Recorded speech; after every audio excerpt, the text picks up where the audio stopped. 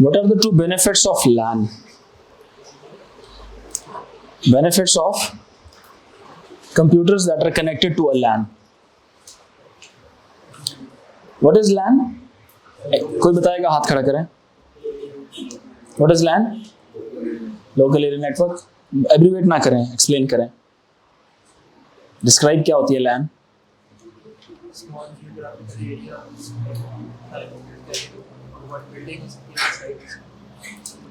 Small geographical area के अंदर जितने कंप्यूटर्स कनेक्ट होते हैं उनको एक दूसरे के साथ कनेक्ट करना, ठीक है, वो लोकल एरिया नेटवर्क कहलाया जा सकता है. और कोई बताएं, कोई और पॉइंट?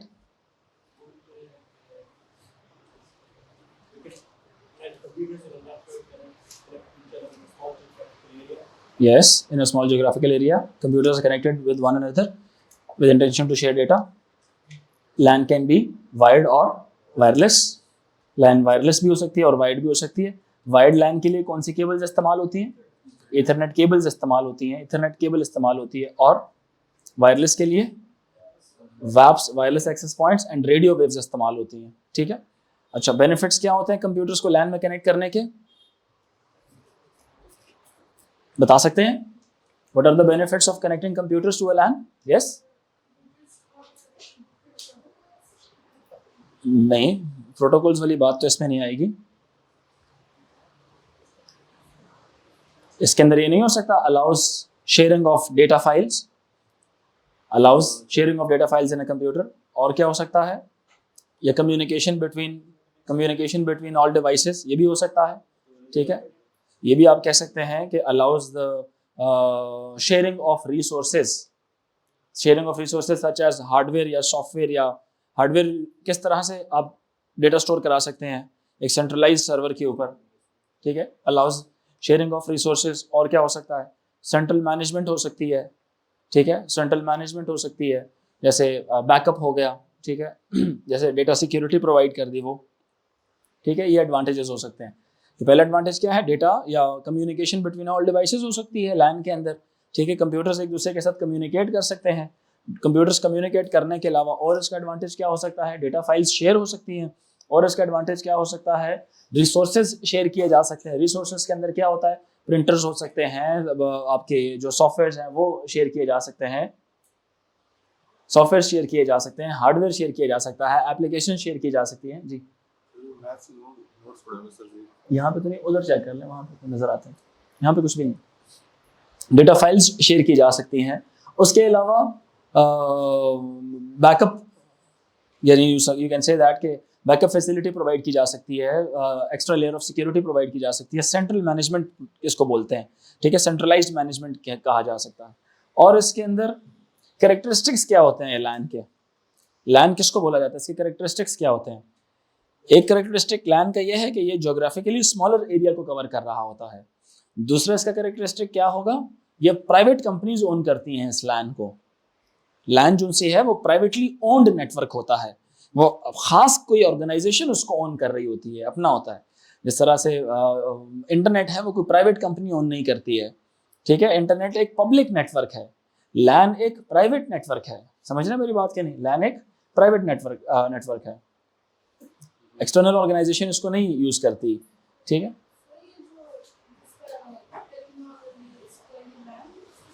नहीं, ये LANs नहीं है, ये तो wide area metropolitan area networks हैं. शहरों को आपस में कनेक्ट करते हैं और वाइड एरिया नेटवर्क है ये. ठीक है. This is wide area network. One of the companies offices has 1 server and 4 computers connected in a star topology. 1 server and 4 computers connected in a star topology. कैसे connect होगी ये? बताएं, कैसे connect होगी? 4 computers and 1 server is connected in a star topology. Their connection could be made in 2 ways. एक बनाया जा सकता है क्या? स्टार टोपोलॉजी है ना. स्टार टोपोलॉजी में सेंट्रल डिवाइस कौन होती है? स्विच होता है. स्विच के साथ ये यहाँ पे क्या बनी हुई होती है? These are ports. अब एक पोर्ट के साथ क्या चीज कनेक्ट हो गई? सर्वर हो गया. बाकी पोर्ट्स के साथ क्या हो गया कनेक्ट? एक कंप्यूटर, दूसरा कंप्यूटर, तीसरा कंप्यूटर, जो डायग्राम्स मैंने पढ़ाई है वो याद है ना सारों को? मैं एग्जाम में डायग्राम भी पूछ सकता हूँ, ठीक है। एंड चौथा कंप्यूटर। क्लियर हुई मेरी बात कि नहीं? एक तरीका ये भी है, 4 computers and 1 server attached in star topology, ठीक है। दूसरा क्या हो सकता है?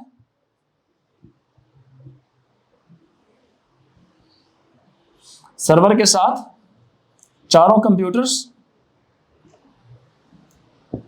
क्या कर दिए जाएं?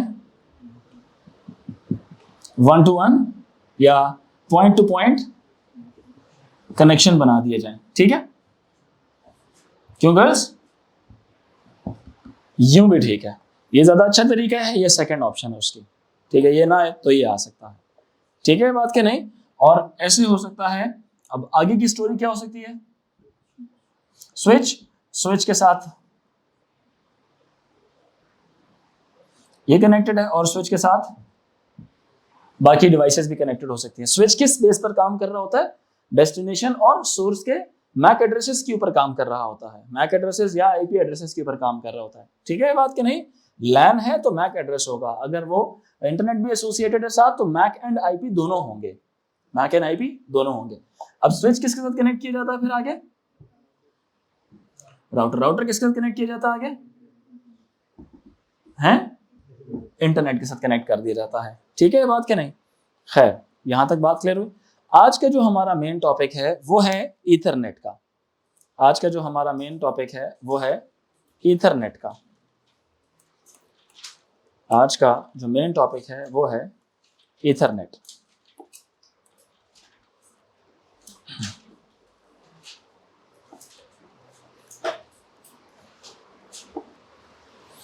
ईथरनेट क्या चीज है? What is Ethernet? What is Ethernet? कोई बता सकता है मुझे ईथरनेट क्या है? एनीवन? क्या कोई बता सकता है? अब मैं इसको मिटाता हूं, ये वैसे एक सवाल पूछ रहा था आप लोगों से। गेटवे राउटर्स में वैसे क्या फर्क है? गेटवे राउटर्स में क्या फर्क है?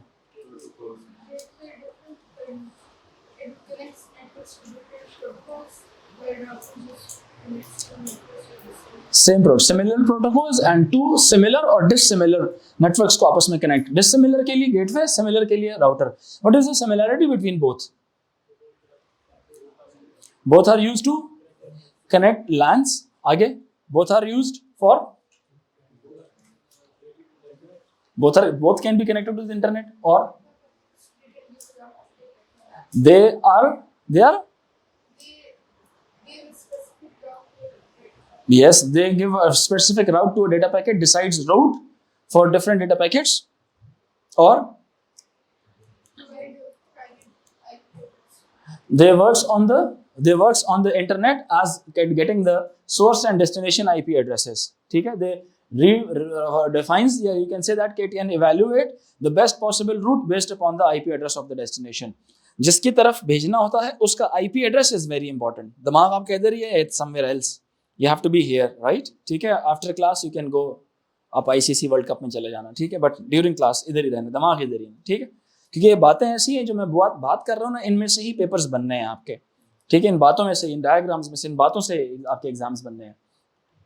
क्लियर हो रही है चीज कि नहीं? अच्छा, फिर इसके बाद क्या था? गेटवे और राउटर दोनों एक ही तरह के डिवाइसेस है। जो राउटर के पॉइंट्स हैं वो गेटवे के पॉइंट्स होते हैं, ठीक है। सिर्फ में फर्क क्या आ जाता है? सिमिलर एंड डिसिमिलर टेक्नोलॉजी का फर्क आ जाता है। एक दो सिमिलर नेटवर्क्स को आपस में कनेक्ट करने के काम आता है और दूसरा जो है ना सेम नेटवर्क्स को आपस में कनेक्ट करने के काम आ रहा होता है, ठीक है बात के नहीं। यहाँ तक क्लियर हो गया सारों को? सबको क्लियर हो गया? अच्छा, ये बात होगी। फिर आता है ईथरनेट की बात। ईथरनेट किसको कहते हैं? ईथरनेट एक है, इट्स अ प्रोटोकॉल, ठीक है। ये प्रोटोकॉल है, किस चीज का प्रोटोकॉल है? It's a protocol for data transmission over, you can say that over standard या केबल्ड नेटवर्क। वायर्ड या केबल्ड नेटवर्क पे डेटा को ट्रांसमिट करने का ये प्रोटोकॉल है। ये असूल है, डेटा को किस तरह से सेंड किया जाएगा। इसके असूल में क्या चीजें शामिल है? इसमें एक तो सोर्स का मैक एड्रेस या कह लें कि डेस्टिनेशन का मैक एड्रेसेस इस्तेमाल किए जाते हैं डेटा को ठीक डेस्टिनेशन तक पहुंचाने के लिए। इसमें डेटा के लिए, डेटा को सिक्योर बनाने के लिए, डेटा को करप्ट होने से बचाने के लिए इसमें कुछ प्रोसेसेस अप्लाई हो रहे होते हैं कि एक लैन के अंदर जो मल्टीपल डेटा इकट्ठा ट्रेवल कर रहा है, एक है वायर्ड नेटवर्क, एक है वायरलेस नेटवर्क। वायरलेस नेटवर्क में ईथरनेट नहीं आता, वहां पे एक और चीज आती है जिसको कहा जाता है ब्लूटूथ या वाईफाई की बात आ जाती है। समझ आ रही बात है कि नहीं? ब्लूटूथ की बात आ जाती है या तो वाईफाई की बात आ जाती है। जब हम उसकी बात करते हैं, वायरलेस की बात करते हैं, तो वायरलेस में डिफरेंट फ्रीक्वेंसीज डेटा ट्रेवल करवा रही होती हैं। समझ आ रही बात है कि नहीं? और हर फ्रीक्वेंसी मुख्तलिफ डेटा के लिए एलोकेट कर दी गई है कि ब्लूटूथ जो सा है वो इस पर्टिकुलर फ्रीक्वेंसी के अंदर काम करेगा, उसकी रेंज इतनी होगी। समझ आ रही मेरी बात की कि नहीं? वाईफाई इस पर्टिकुलर फ्रीक्वेंसी पे काम करेगा, उसकी रेंज ये होगी। तो जो एंटेनास ब्लूटूथ को सपोर्ट कर रहे हैं वो ये वाले हैं, और जो एंटेनास वाईफाई को सपोर्ट कर रहे हैं वो ये वाले हैं। जैसे मिसाल के तौर पे आप एंड्रॉयड के फ़ोन से एप्पल की तरफ आप ट्रांसमिट ब्रॉडकास्ट ब्लूटूथ के जरिए आप नहीं कर सकते कम्युनिकेशन। रीज़न उसकी क्या है कि एक जो जितने फ़ोन्स हैं वो डिफरेंट फ्रीक्वेंसीज पे काम, एंड्रॉयड वाले डिफरेंट फ्रीक्वेंसीज पे काम कर रहे होते हैं, लेकिन जो एप्पल वाला है उसकी फ्रीक्वेंसी क्या है? डिफरेंट फ्रीक्वेंसी पे वो काम कर रहा होता है, ब्लूटूथ की एक डिफरेंट फ्रीक्वेंसी पे। फिर उसके बाद उसने फ्रीक्वेंसी ब्लॉकर्स भी लगाए हुए होते हैं कि एक पर्टिकुलर फ्रीक्वेंसी की जो सिर्फ यही फ्रीक्वेंसी वाले को डिवाइसेस कम्युनिकेट करेंगे तो सिर्फ उनको अलाउ करना है ब्लूटूथ के नेटवर्क के लिए, जिसको आप लोग क्या कहते हैं? एयर ड्रॉप का लफ्ज आप लोगों ने दिया हुआ है। समझ आ रही है मेरी बात की कि नहीं? वो कौन से वाला? वो ब्लूटूथ का ही एक तरह का एक ऑप्शन है कि आप एक खास फ्रीक्वेंसी इस्तेमाल करके उस फ्रीक्वेंसी पर डेटा शेयर करते हैं अपनी तमाम उन डिवाइसेस के साथ जो आपकी अपनी फैमिली से बिलोंग कर रही हैं। तो एप्पल के गैजेट सिर्फ अपनी फैमिली वाले तक डेटा ट्रांसफरिंग क्विकली कर रहे होते हैं। ऐसा होता है कि नहीं होता? लेकिन जो ब्लूटूथ है वो एक जनरल स्टैंडर्ड है। वो जनरल स्टैंडर्ड इस तरह का है कि जो दुनिया की जो ऑर्गेनाइजेशंस है जो इसको हैंडल कर रही होती हैं, जैसे पॉलिटिक्स को हैंडल करने के लिए यूनाइटेड नेशन है, फिर यूनाइटेड नेशन के नीचे कितने डिपार्टमेंट्स बने हुए हैं। ह्यूमन राइट्स का अलग है, ह्यूमन राइट्स का अलग है, एनिमल्स वाला अलग है, WWF वाला है, पता नहीं कौन सा है, फिर UNDP है, डेवलपमेंट प्रोग्राम है, फिर UNHRC है, ह्यूमन राइट्स कमीशन है उसकी, फिर पता नहीं कितनी नीचे बॉडीज काम कर रही हैं। इसी तरह जो हमारी जो इंटरनेट को या कंप्यूटर की कम्युनिकेशन को मैनेज करने वाली ऑर्गेनाइजेशंस हैं, एक है IEEE है और एक है American computer machine association for computer machinery. ठीक है, मेन जो है ना ये इस्तेमाल होती है। ये जो प्रोटोकॉल्स यूज करती है 802 पॉइंट, इसके लेट मी चेक द, वैसे जनरली आपसे डिस्कशन कर रहा हूँ, याद करने की जरूरत नहीं है, but you can quote it. I have seen once in a past paper.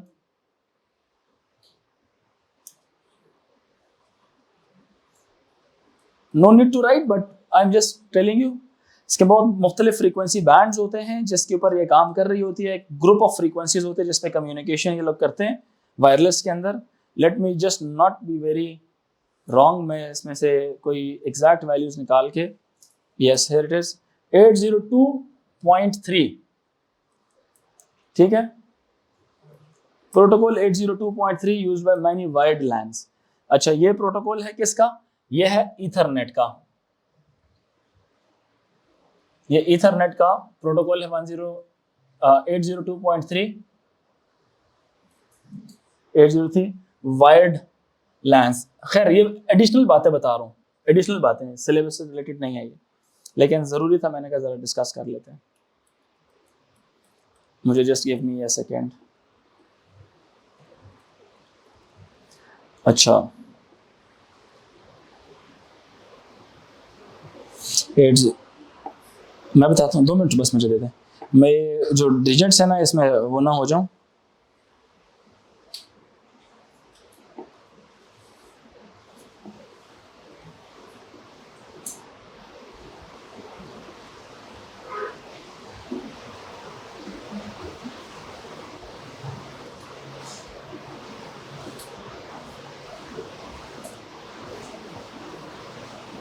Yes,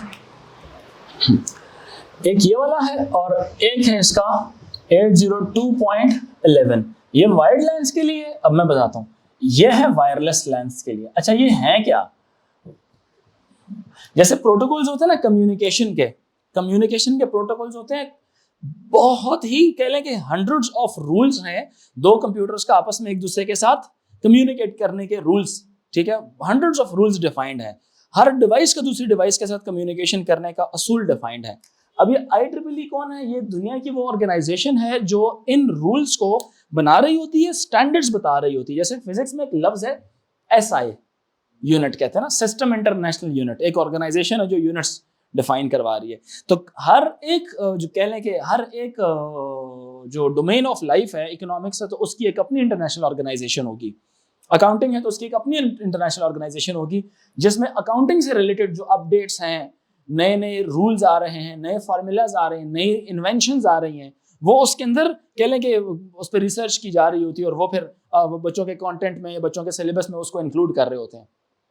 हमारी जो ऑर्गेनाइजेशंस है वो 4-5 ऑर्गेनाइजेशन, जिसमें सबसे जो पेरेंट ऑर्गेनाइजेशन है वो है IEEE, international electrical and electronics engineering, electrical and electronics engineering, ठीक है। International electrical and electronics engineering की एक सोसाइटी है जो पूरी दुनिया के अंदर इलेक्ट्रिकल इंजीनियरिंग के असूल, इलेक्ट्रॉनिक इंजीनियरिंग के असूल और कंप्यूटर साइंस के असूल वो डिफाइन भी कर रही होती है और उनको असूल बना देती है, रूल बना देती है, फॉर्मूला बना देती है एक तरह का। बात समझ आ रही है कि नहीं आ रही? तो जितनी फ्रीक्वेंसीज पर कम्युनिकेशन कर सकते हैं, समझ आ रही है, जितनी फ्रीक्वेंसीज पे हम कम्युनिकेट कर सकते हैं, हर फ्रीक्वेंसी को एक डिफरेंट कैटेगरी में उसने डाला हुआ है। 8EEE जो सा है 802 जो शॉर्ट रेंज की कम्युनिकेशन है उसका ग्रुप बनाया हुआ है इन्होंने। शॉर्ट रेंज की कम्युनिकेशन है, इसी में ब्लूटूथ भी आ जाता है, ब्लूटूथ भी इसके अंदर आता है और इसके अलावा इसके अंदर हमारा वाईफाई भी इसी कैटेगरी में इसी अब है। फ्रीक्वेंसीज डिफरेंट है, माइक्रोवेव्स पे, रेडियो वेव्स पे काम कर रही हैं, लेकिन अब उनकी फ्रीक्वेंसीज याद नहीं करवाई जाती, उनके नंबर्स बताए जाते हैं कि अच्छा ये फलानी फैमिली से बिलोंग कर रहे थे, इसके रूल्स ये वाले होंगे। बात अंडरस्टैंड करेंगे? जैसे डू यू रिमेंबर, आपको तो मैंने अपनी एग्जांपल दी थी, the project on which I work, the weather, remote weather station नाम रखा था मैं। रिमोट वेदर स्टेशन मतलब मुख्तलिफ जगहों में सेंसस रखे हुए थे और वो कर रहे थे। हमने भी 802 वाले स्टैंडर्ड्स की फ्रीक्वेंसी ही यूज की थी, क्योंकि जो गैजेट्स अवेलेबल थे वो काम ही इस फ्रीक्वेंसी पे कर रहे होते हैं। वो गैजेट्स IEEE अप्रूव्ड गैजेट्स होते हैं। हमने ट्रांसमीटर और रिसीवर एक ही 802 पॉइंट पता नहीं कौन सा था, इवन इसमें इतनी आगे और फ्रीक्वेंसीज होती है, इतने डिफरेंट। देखें, आप जिस तरह बात करते हैं ना मेगाहर्ट्ज की, 88 मेगाहर्ट्ज और 89 मेगाहर्ट्ज के बीच में आपको पता है कितने मेगाहर्ट्ज का डिफरेंस है? 1 मिलियन हर्ट्ज का, 10 लाख हर्ट्ज का फर्क है। तो जब आप थोड़े थोड़े गैप के बाद आप डिफरेंट फ्रीक्वेंसीज को डिफाइन करते हैं, तो जस्ट टेल मी कि हर एक फ्रीक्वेंसी एक अलग आइडेंटिटी होगी और हर एक फ्रीक्वेंसी एक अलग नाम होगा। फिर इसमें ये भी होता है 802.11/A, 802.11/B, फिर B के बाद /A। मतलब जैसे ना गाड़ियों के नंबर होते हैं, ए की सीरीज चल रही होती है, फिर ए के बाद B की सीरीज आ जाती है, फिर ए के बाद C की सीरीज आ जाती है। देखिए ना गाड़ियों के नंबर, तो जैसे जैसे लोग गाड़ियां खरीद रहे होते हैं तो वो सीक्वेंस आगे चलता जा रहा है, फिर B की सीरीज स्टार्ट होती है, फिर D की, फिर E की, फिर F की, और इस तरह चलते चलते जब तक ये Z की सीरीज चलेगी ना, खत्म हो जाएगी, फिर कोई नया सिस्टम ये लोग इन्वेंट करके आएंगे, कोई नया सिस्टम बनाएंगे कि यार अब कौन सा सिस्टम दिया जाए, अब तो अल्फाबेट की सीरीज ही खत्म हो गई। तो खैर इन्होंने इस तरह की सीरीज बनाई हुई कि खत्म, अभी तक जितनी फ्रीक्वेंसीज है सब इसके अंदर सेव की हुई हैं। तो जो वायरलेस लैन का जो सा प्रोटोकॉल है जो IEEE ने आइडेंटिफाई किया हुआ है या उसने डिफाइन किया हुआ है या बोल दिया कि जी वायरलेस लैन की जो फ्रीक्वेंसीज काम करेंगी ना, वो सारी जिस स्टैंडर्ड्स के नीचे काम करेंगी ना, वो कौन से वाले होंगे, उन स्टैंडर्ड्स का जो नंबर है वो ये है, नाम उसका क्या है, वायरलेस लैन है। वायर्ड लैन का नाम क्या है, ईथरनेट है। वायर्ड लैन का नाम क्या है, ईथरनेट, जिसमें केबलिंग इन्वॉल्व होती है, कंप्यूटर्स को आपस में कनेक्ट करने की केबलिंग इन्वॉल्व होती है। तो उनके जो असूल है ना कंप्यूटर में, जो IEEE का इदारा है उसने ई के नाम से नहीं सेव किया हुआ है कि ईथरनेट, वो एक एक्सप्लेनेशन के तौर पर रखी हुई है, लेकिन उसने उसको आइडेंटिफाई कैसे करवाता है, वो कहता है कि what is this cable network, कौन सा प्रोटोकॉल है, वो कहता है 802.3 है। मेरी बात अंडरस्टैंड कर रहे हैं कि नहीं? वो कौन सा नेटवर्क है, 802.3 है, वो इसका टेक्निकल नाम है। IEEE ने इसको एक स्टैंडर्ड दिया हुआ है, 802.3 स्टैंडर्ड से बिलोंग कर रहा है। हम लोग जो काम पढ़ेंगे, हम लोग इसका नाम क्या रखेंगे, ईथरनेट रखेंगे। तो ईथरनेट एक क्या है, इट इज अ प्रोटोकॉल जो कि किस चीज के काम आता है, it is a protocol for data transmission,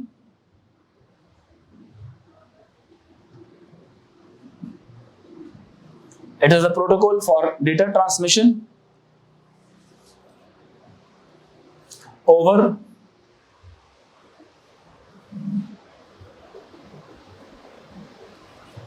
standard wired या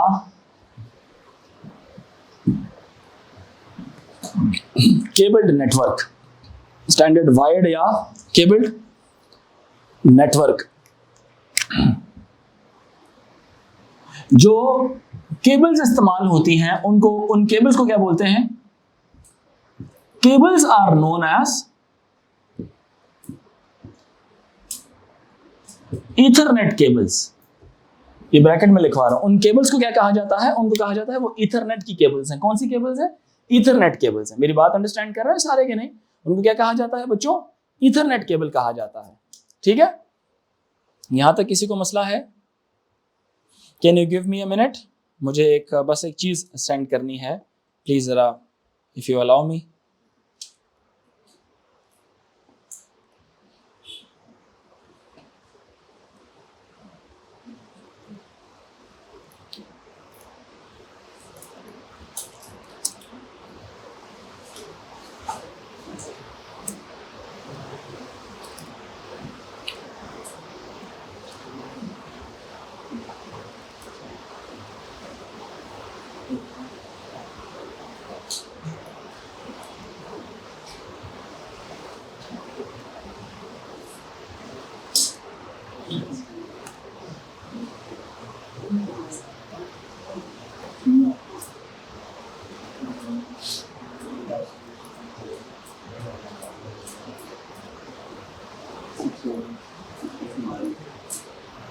अच्छा खैर, मैंने फिर क्या कहा? मैंने कहा दिमाग इधर होना चाहिए।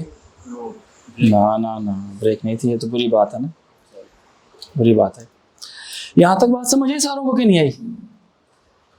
ये मैं ऐसी बात पढ़ा रहा हूं ना कि जिसको लिख के डिस्टिंक्शन भी ले सकते हैं आप लोग। तो अभी से अपने आप को तैयार करना है, आप लोगों ने खुद को तैयार करना है कि मेरा एक नंबर भी ना कटे, मेरा एक नंबर भी एग्जाम में नहीं कटना चाहिए। ठीक है बात कि नहीं? क्योंकि computer is getting one of the subject के which is highly demanding and challenging subject बनता जा रहा है। Examiner never gives you marks if you write just random thing. You have to be very precise to the point and you have to answer what he is asking. समझ आ रही बात की? सो Ethernet क्या चीज है? It's a protocol for data transmission over standard wired network. So you can say that.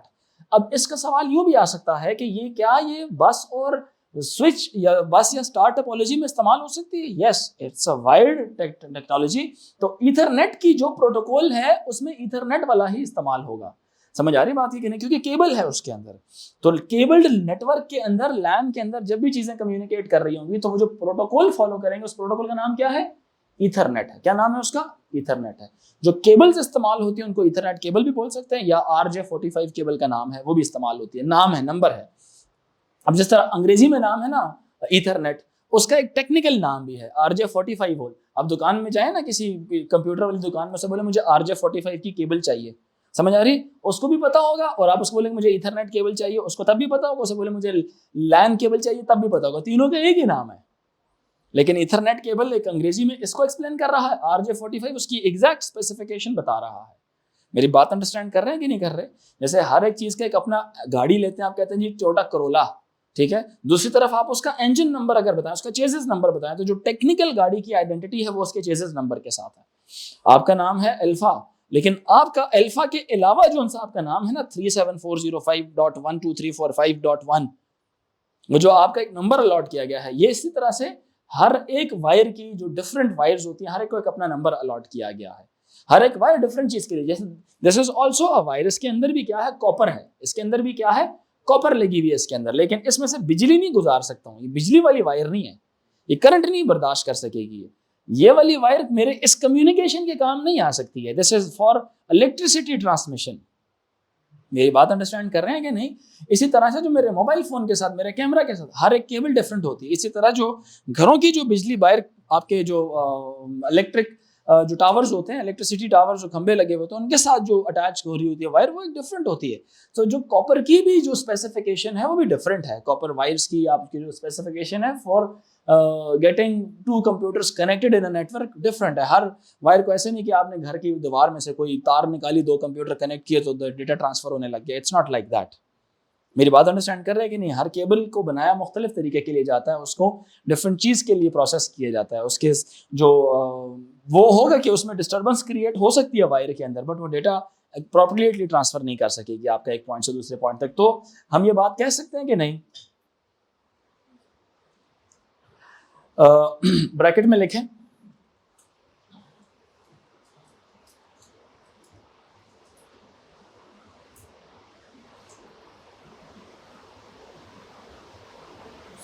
It is a, bracket में लिखनी, ठीक है, just for your own explanation. Ethernet is a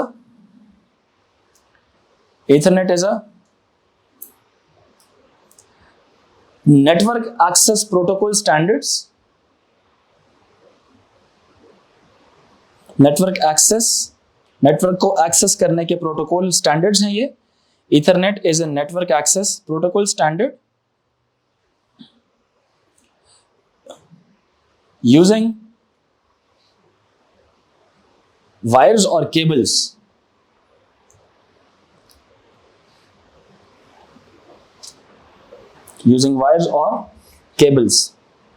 ये जो केबल्स इस्तेमाल होती है ना इथरनेट के अंदर आमना, इन्होंने मुख्तलिफ तरीके से ये इवॉल्व हुई। अब केबल्स के भी मुख्तलिफ नाम है, हर एक केबल के एक मुख्तलिफ ट्रांसमिशन स्पीड होती थी। जो पुराने वक्तों में होता था ना, मतलब मैं याद नहीं करना, लेकिन वैसे एक का नाम था मिसाल के तौर पे फास्ट, एक का नाम था ट्रेडिशनल ईथरनेट, फिर था उसके बाद जो अपडेटेड आई थी उसका नाम था फास्ट ईथरनेट था, फिर उसके बाद जो अगली आई थी उसका नाम था गीगाबिट ईथरनेट था। वो 1 सेकंड के अंदर 1 गीगाबिट्स को ट्रांसफर करते, फिर 10 गीगाबिट्स वाले आए, फिर 100 गीगाबिट्स वाली आई। तो ऐसे करते करते करते जो ट्रांसमिशन रेट है उसका इंक्रीज होता गया। मतलब गीगाबिट्स का मतलब है कि गीगा का मतलब होता है बिलियन, बिट्स का मतलब होता है आपको पता है वंस एंड जीरोस। अब 100 गीगाबिट्स वाली वायर्स आई हुई हैं जो लैंस में ऑपरेट कर रही होती हैं। मतलब क्या कि वो एक वक्त के अंदर 100 गीगाबिट्स की उसकी कैपेसिटी है डेटा ट्रांसफर करने की एक वक्त के अंदर। तो मल्टीपल कंप्यूटर्स एक वक्त में इतना डेटा ट्रांसफर कर सकते हैं। आइडियलिस्टिकली बात करूं, नेचुरली इससे थोड़ा सा कम ही होता है, क्योंकि there are certain line losses because of the resistance and not getting 100% pure material in your wires, ठीक है, क्योंकि वो 100% प्योर कोई बना ही नहीं सकता। कोई भी दुनिया में ऐसी चीज नहीं है जो 100% प्योर हो सकती है। समझ आ रही बात है कि नहीं? जैसे we always discuss about there is always a negative phenomena in everything, so that जो चीज उसके अंदर एग्जिस्ट कर रही है उसने कभी ना कभी डाई आउट करना है। समझ आ रही? जैसे आप 2 वायर्स खरीदते हैं 2 मीटर की, उसको 1-1 मीटर पे आप जब डिवाइड करेंगे तो जो 1 मीटर के अंदर उसके जो एटम्स की जो कंपोजिशन है और दूसरे 1 मीटर पे एटम्स की कंपोजिशन है, दोनों सेम नहीं है, डिफरेंट है, ठीक है। But for the sake of study हम उसको जनरली कह सकते हैं कि हाँ चलो ये ठीक ही है, एक ही तरह से चल रहा है, ठीक है। लेकिन हमें नेचुरली पता है कि वो कभी भी 100% चीज़ सेम नहीं हो सकती। तो there is a negative phenomena जो उस चीज़ को खराब कर रही होती है, जो किसी ना किसी पॉइंट पे जाके उसके अंदर अटेन्युएशन का बायस बनेगी। Attenuation is the loss in the power, या पावर के अंदर कमी वाक़या होना किसी भी सिग्नल के अंदर। किस वजह से? किसी नेगेटिव फिनोमेना की वजह से। नेगेटिव फिनोमेना नॉइस कहा जाता है उसको। समझ आ रही बात है कि नहीं? अच्छा, यहाँ तक क्लियर हुआ कि नहीं? और ये बस कहाँ कौन कौन सी टोपोलॉजी में इस्तेमाल हो सकती है? इन बस टोपोलॉजी और इन स्टार टोपोलॉजी। लिख लें ईथरनेट, हाँ पॉइंट लिख लें, ईथरनेट इज यूज्ड इन बस टोपोलॉजी और स्टार टोपोलॉजी।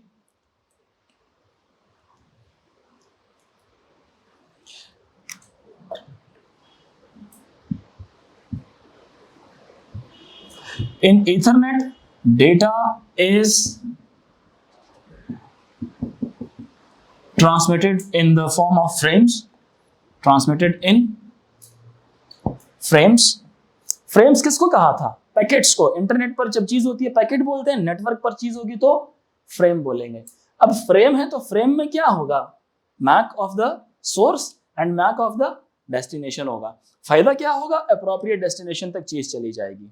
समझ आ रही है कि नहीं आ रही? अगर पैकेट लॉस हो जाता है तो पता होगा कि किसने भेजा था, अब उससे जाके दोबारा मांग लो, डेटा पैकेट लॉस हो गया। समझ आ रही बात है कि नहीं आ रही? एक data in ethernet data is transmitted in the form of frames. दूसरा इसके अंदर एक और बात लिखें, it uses carrier sense multiple access, uses carrier sense multiple access slash collision detection system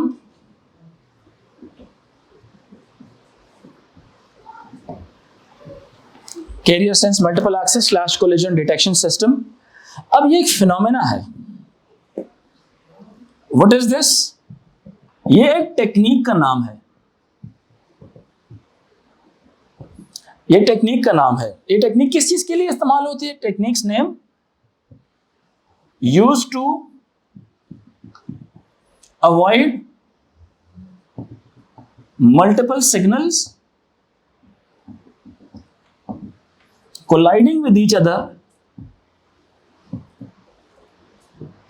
on a shared cable, on a shared cable या wire भी कह सकते हैं आप इसको। Techniques name use to avoid multiple signals colliding with each other on a shared cable. Shared cable किसको बोलेंगे? सारे कंप्यूटर्स ने उसको इस्तेमाल किया हुआ है। You can call it a shared computer, shared cable. अब उस शेयर्ड केबल के ऊपर अब्दुल्ला वसीम भी डेटा भेज रहा है। बच्चा योर नेम? अध्यान भी भेज रहा है, अब्दुल्ला भी भेज रहा है, यहां से काशान भी भेज रहा है। तो the cable is same. If Adhyan is sending data over here and Kashan is sending data over there, it can happen sometime the both signals can collide. If the both signals can collide, then what will happen? Both signals will get corrupted somehow. Kashan's signal will also be corrupted. It might reach at its destination with certain errors, and Adyan's signal reaches at its destination at his respective destination with certain errors. How would those errors would be avoided or detected? There is some error going to come. There is a technique which is known as CSMS slash carrier sense multiple access slash collision detection. It is also used in, this is also used in bus topology. ठीक है? This technique is also used in, it is also used in bus topology. Bus topology is also, you know, one wire, multiple computers are, yes or no? Multiple computers are what? Connected. They are using a shared cable network. Shared cable network. What is this? What is this?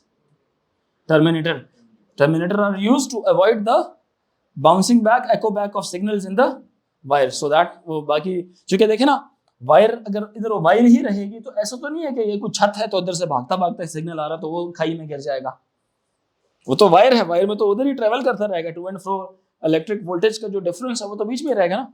अब एक बात advance में पढ़ा रहा हूँ, चूंकि लफ्ज आ गया इसका, तो यहाँ तक बात ठीक है। I want to explain this carrier sense multiple access in a quite detail. ठीक है, सो एक और बात लिख लें।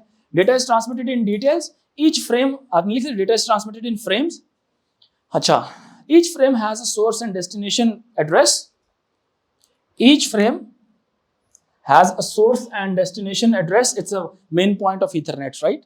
Each frame has a source and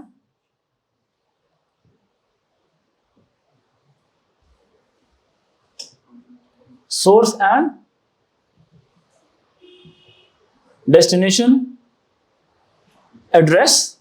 क्यों रखा जाएगा source and destination address?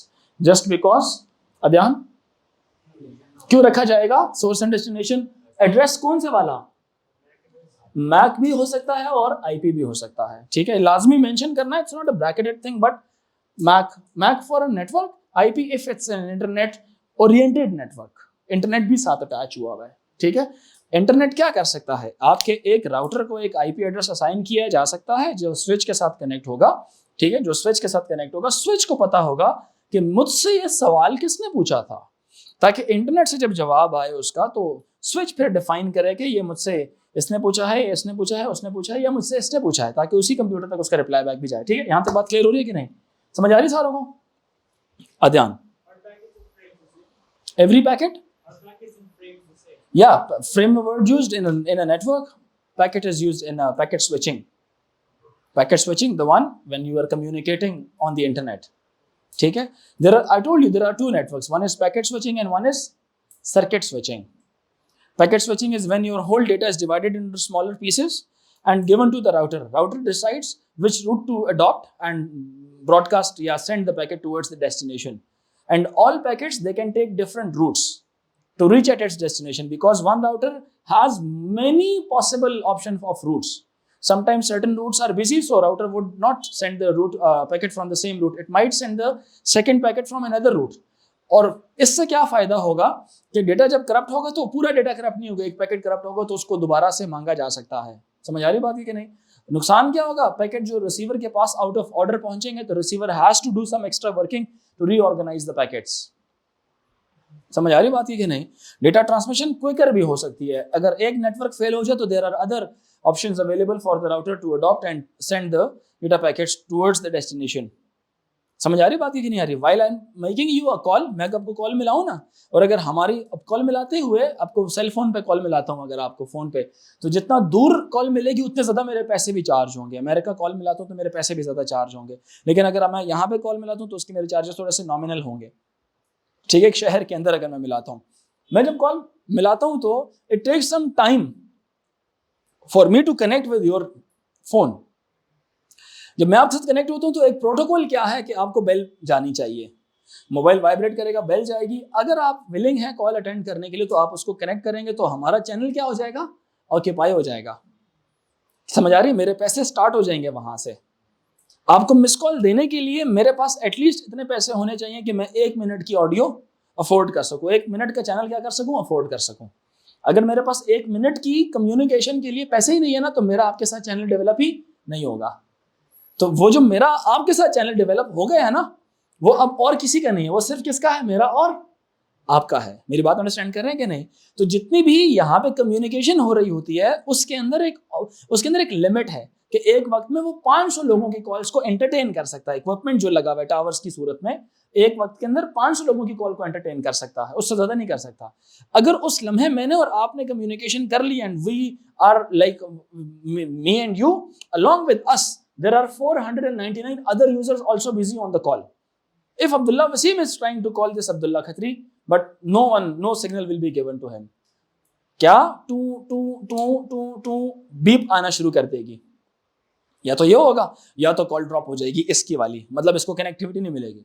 And the moment I drop my call, मैं कॉल बंद करता हूँ, no there is an option for Abdullah Wasim, if he is trying to make a call, he will get the connectivity with whoever he wants to talk to. But that channel will be then what? Dedicated between only 2 transmitters and receivers. 2 devices, one is transmitter and receiver.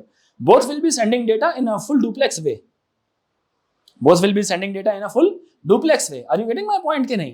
So this network is known as not packet switching. If I talk to you in a packet switching, then my communication, if whatever I am talking, it might reach towards you with a certain delay.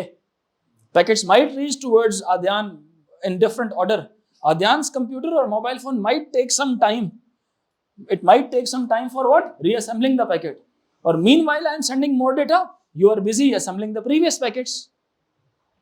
You might not understand what my point was, what I was trying to send. So it will cause a delay. In a circuit switching, it's an expensive thing, but as the distance increases, cost increases. Distance increases, cost increases, because many different routers are now dedicated only to give you the connectivity, not for anyone else. There are millions of people who wants to take that router, but the router is busy giving connectivity to only those specified certain computers जिन्होंने पैसे ज्यादा दिए हैं और वो occupy करने की ख्वाहिश का इजहार किया है। समझ आ रही है मेरी बात है कि नहीं? तो इस सर्किट को, इसको क्या बोलते हैं? We have established a circuit, from one point the charge is producing and for the other point the charge is going. In a circuit एक पॉइंट से निकल के दूसरे पॉइंट पे साइकिल मुकम्मल होता है ना, तो मेरा साइकिल कब मुकम्मल होगा? when my bits will reach to Adyan in the same order as I am sending. So it is not possible with packet switching. It is possible with packet switching if you are 100% sure कि packets में error नहीं आएंगे और वो nano second में पहुंच जाएंगे उसके पास, या उतने सेकंड में पहुंचेंगे कि उसकी कंप्यूटर को रीअसेंबल करने में जो टाइम लगेगा वो उसके लिए परसेप्चुअल नहीं है, उसको परसीव ही नहीं कर सकता, वो इतना क्विकली वो हो जाए, तब आप पैकेट स्विचिंग लगाएं। बट इस तरह के नेटवर्क को क्या बोलते हैं? जिसमें आपने एक चैनल ऑक्यूपाई कर लिया, एक आपने रूट ऑक्यूपाई कर लिया, वायरलेस रूट ऑक्यूपाई कर लिया या वायर्ड कर लिया। You are right now connected with one of the wireless towers near to you, जिसका हम लोग उस दिन डेसिबल्स में सिग्नल स्ट्रेंथ निकाल रहे थे ना। You are connected with that tower. Are you getting my point कि नहीं? That tower is connected with wirelessly, might be wired, might be wirelessly. वो जो टावर लगा होता है उसके साथ देखें कितनी हैवी केबल्स बिछी हुई होती है कि नहीं होती? होती है ना केबल, कभी गए हैं टावर के करीब गए हैं? बहुत मोटी मोटी केबल्स बिछी हुई होती है। Those cables are connected with other cables and पूरा जो आपका सिटी है वो केबल्स की तरह से नीचे से जमीन अंडरग्राउंड केबल्स बिछी हुई है, उसके अंदर अंडरग्राउंड क्या बिछी हुई है? केबल्स बिछी हुई है। और वो केबल्स आपके किसी शहर के एक मेन सेंट्रल टावर तक जाती हैं और वहां से फिर डेटा क्या होता है, डिफरेंट शहरों तक ब्रॉडकास्ट हो रहा है। ऑप्टिक फाइबर के जरिए भी कर सकता है, माइक्रोवेव के जरिए भी कर सकता है। Satellite they might cause certain delay because ऊपर भेजना, ऊपर से नीचे भेजना, उससे थोड़ा सा डिले आ जाता है। समझ आ रही बात है कि नहीं आ रही? But satellites are useful when you are in such a place where there is no signal connectivity, such as remote areas, ऐसी जगह जहां पे बिल्कुल सिग्नल, जजीरे हो गए, सैटेलाइट फोन इस्तेमाल होते हैं to call through to someone using satellites. बात समझ आ रही है कि नहीं आ रही? ऐसे सर्किट को बोलते हैं सर्किट स्विचिंग नेटवर्क। कौन सा network? Circuit switching network. From source till destination, certain routers are chosen and the data goes only through those routers. All the data goes only through that router in the same order as the data is generated. In packet switching, no one guarantees that. In circuit switching, it follows the same route. मेरी बात understand कर रहे हैं कि नहीं? समझ आ रहा है? ये बातें लिख ली सारों ने? लिख लें।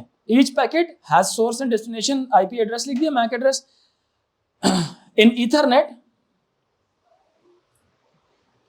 there is a mechanism for